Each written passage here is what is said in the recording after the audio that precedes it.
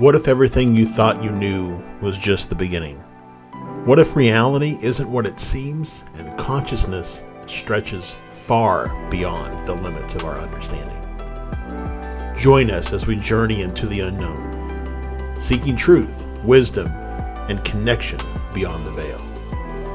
Welcome to Beyond Transcendence, where the mysteries of the universe unfold, one conversation at a time.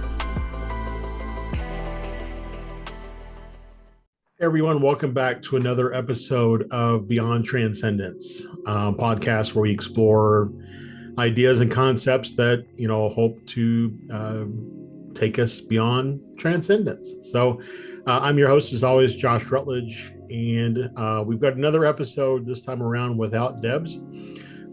Debs is feeling a little bit better. I did get that update from her. She is actually traveling during the time when we record this next episode, going to a conference. And so she asked me if I would be willing to do another episode with just me.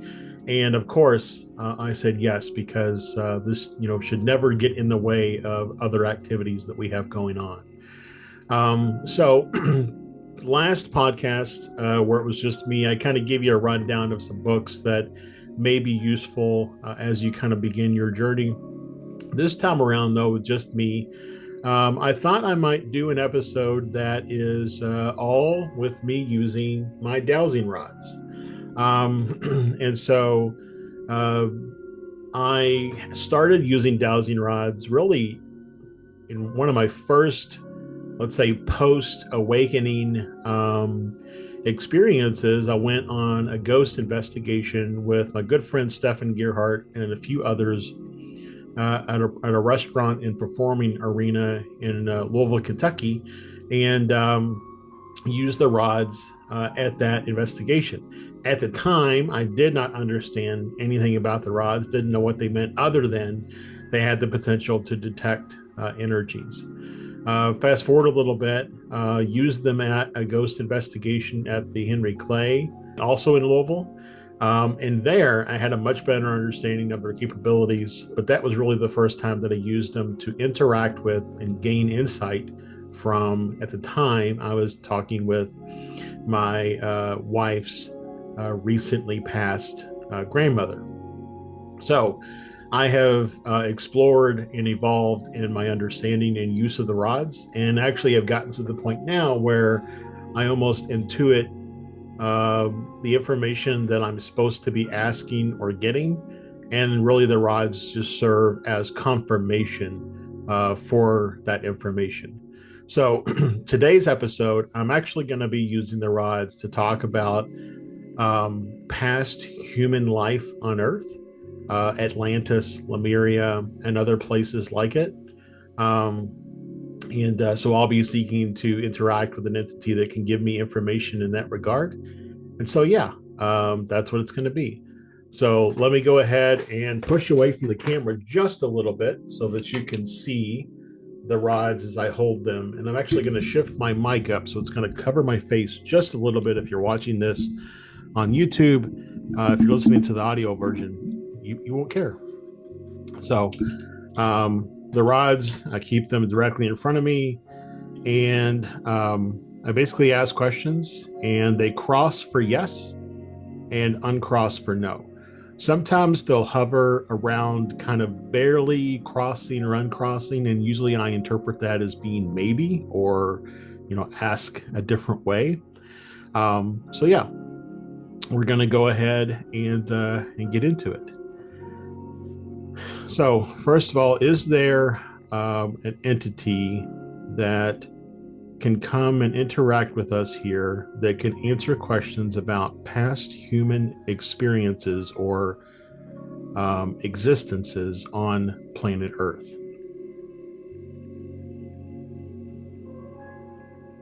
And so for those of you that are looking on video, you can probably see that the rods did move.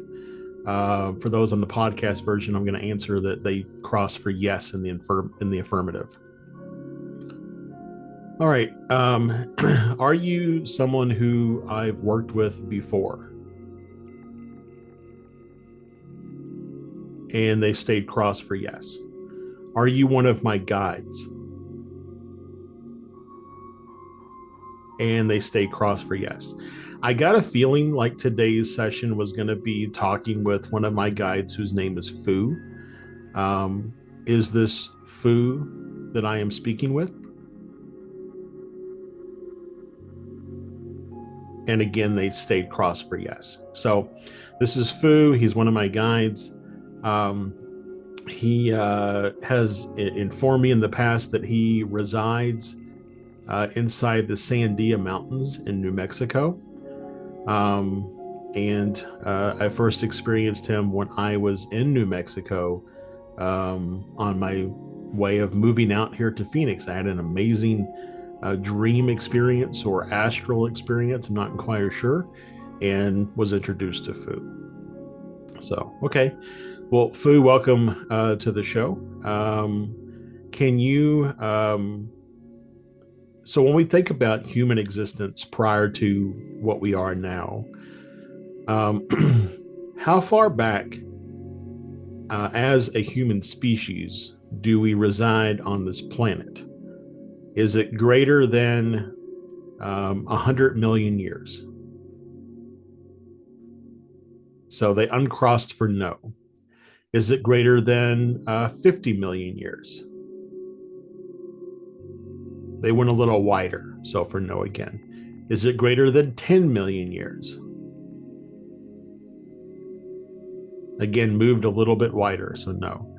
Or is it greater than 1 million years? Again, no.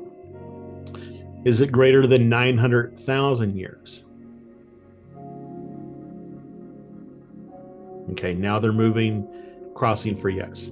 Let's see if we can get an exact. Is that, let's say, 1 million years plus minus a few hundred, a few thousand? Yes. Okay, so humans have existed on this planet as the human species for around 1 million years. Wow. I mean, that's pretty profound. Has it always been in our current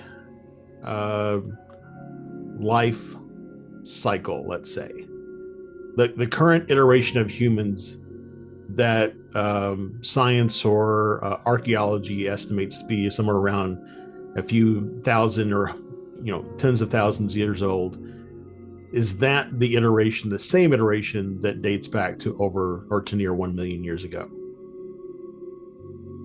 And the rods uncrossed for no. So we were here 1 million years ago, something happened, and then this recent span of human existence is a reemergence of human life. Is that correct? And they crossed for yes. Okay. So the this iteration of humanity, different from the previous. In the previous iteration of humanity, the one that dates back to 1 million years ago, were we as technologically capable as we are now? So they crossed for yes. Okay. Were we more technologically capable than we are now? They really crossed for yes. Okay. Were we as spiritually capable as we are now? Yes. Were we more spiritually capable than we are now? Again, it kind of doubled down, really crossed for yes there. So we were more technologically advanced. We were more spiritually advanced. And I assume then that means that we were also more intellectually advanced. Is that correct? Again, crossed for yes. Okay. When we started our existence on this planet, did we start as hunter-gatherers and reach that level? Or did we start on this planet already at that level of advancement? Let me rephrase the question to a yes or no. Did we start on the planet at that level of advancement? Yes. Okay. Um, well, let's see if we can get into how long we lasted at that level of advancement before the calamity happened that ended our civilization as we knew it then. So within that 1 million years ago, was it how long let's see, did we last in that existence or that iteration of existence for greater than 500,000 years? Yes. Okay. For greater than 750,000 years? Yes. All right. For greater than 900,000 years? And they uncrossed for no. So somewhere between 1 million years ago and around 900,000 years ago, the calamity occurred that reset our civilization. Is that correct? They crossed for yes. Okay. Did that calamity that occur, was it of our own making, our own doing? Yes. The decisions that were made that caused the calamity, did we arrive at those decisions on our own, or were we influenced? Sorry, yes, no questions. Were we influenced to arrive at those decisions? I'm getting a little hover around the end, so usually that's maybe, or ask a different way. So let me see. Did an outside intelligent force or species interact with humanity to force or cause us to reach or need to reach the decision that led to the calamity? And it was a yes, big yes, big yes. Okay.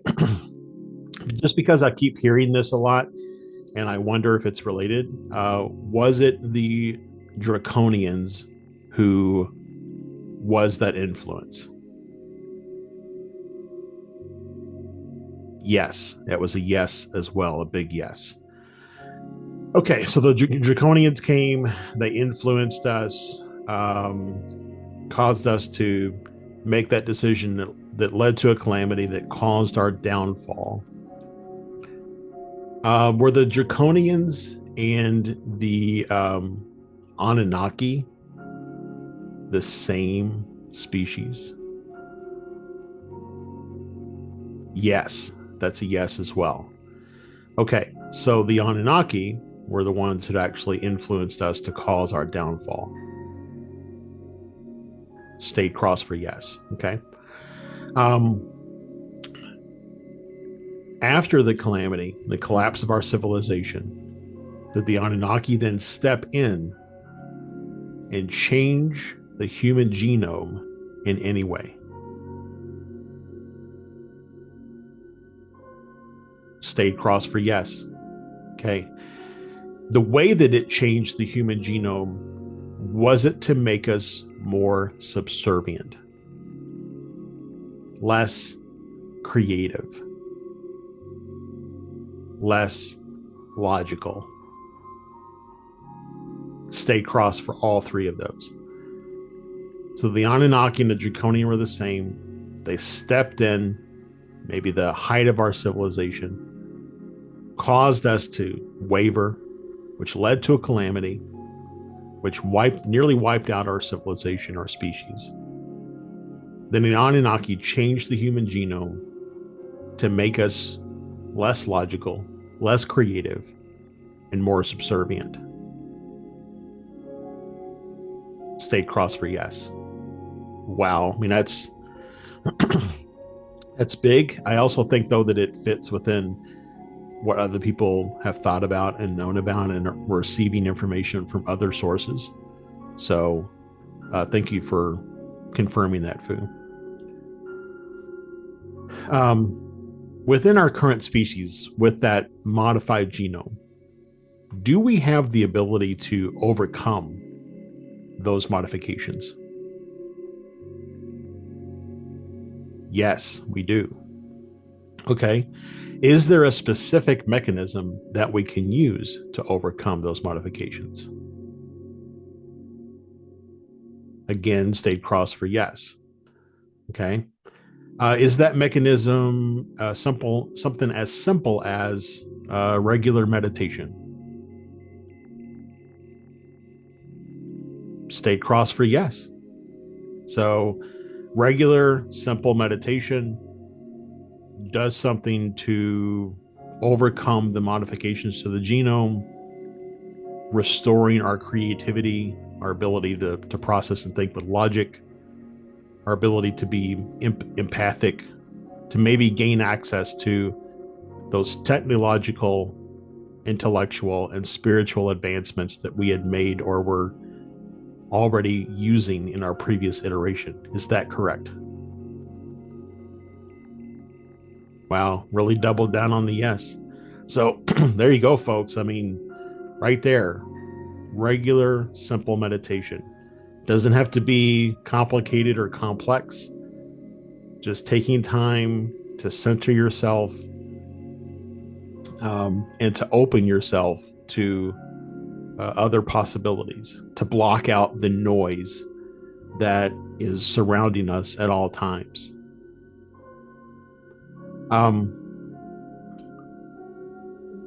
Moving on a little bit from the Draconians and the Anunnaki in our modification. I recently did a channel session with Arbartha, who is another, I guess, guide that I interact with.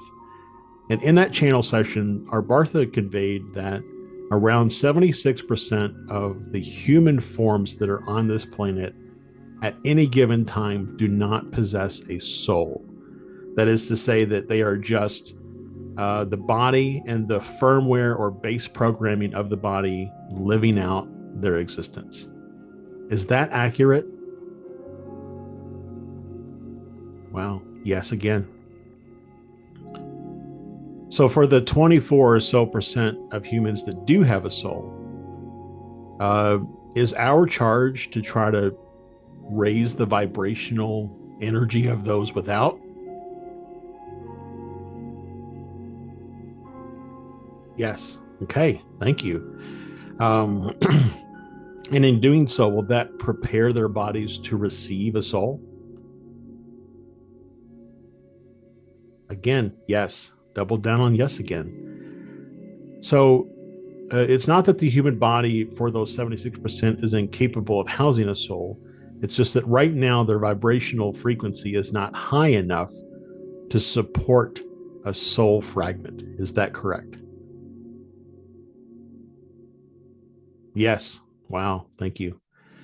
And so the 24% or so that have a soul, that have access to all of those higher functions, creativity, logic, empathy, psychic abilities, it is their job to inform or, I guess, influence those without a soul to meditate. Is that correct? Yes. And when they double down, yes, when they do that meditation and they raise their frequency, then their body will be in a transitionary state in order to accept a soul fragment. Is that correct? Again, it crossed for yes. All right. Well, I mean, that, for those that are listening, if you don't find, or you find that it's difficult to relate to others, to see things from their point of view, to express empathy, you've thought about wanting to be creative in some way or artistic in some way, but have never been able to do so. Maybe you find it difficult to process through things that require, logical thought or analytical thought. If that's the case, you could be one of the 76% that needs to raise your vibrational frequency to accept a soul fragment from your higher self. And it sounds like simply meditating a little bit every day can really make a difference in that endeavor. Is that correct, Fu? Again, double down for yes. All right. Well, thank you for that. Um, I don't know of any other information at this point in time that would be worthwhile to ask on this topic. Already, some huge truth bombs have been dropped. And I know this makes for a relatively short episode, but since this is the first time me doing a dowsing session on the podcast, I think there's room to grow. And so if this is something that you all as listeners would like to see or hear me do more of, please let me know in comments or drop a review and let me know if you're listening to it on the audio version. Or you can also go to ourmysticjourneys.com and drop me a line there and let me know if this is something that you'd like to see more of. And Fu is crossing the rods for yes. So I'm assuming that means that Fu would like me to do more of these types of sessions. Is that correct, Fu? And again, they doubled down for yes. So maybe just at Fu's behest, I'll do more of these types of sessions in the future.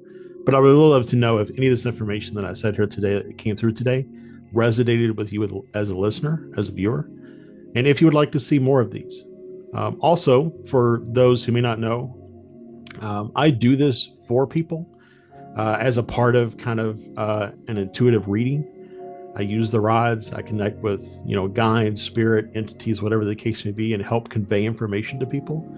If you're interested in getting a service like that from me, again, you can go to ourmysticjourneys.com and there's a booking option on there, and you can book a session with me to do this. Also, if you're interested in quantum hypnosis or any of the fantastic work that Debs does, you can go to her website, debsshakti.com, and book sessions with her. I know that she's just now dabbling with dowsing rods herself. I don't think she incorporates them in her sessions, but it'll be interesting to see where her experiences with dowsing rods go. So, again, I'm sorry that this was a short episode, but I'm happy that you were able to tune in. And again, I hope that you got some good information or something that makes you think about how you approach the world and how you approach others. So thank you again for watching, for listening, and I hope you have a good rest of your week, a good weekend, and I'll talk to you soon.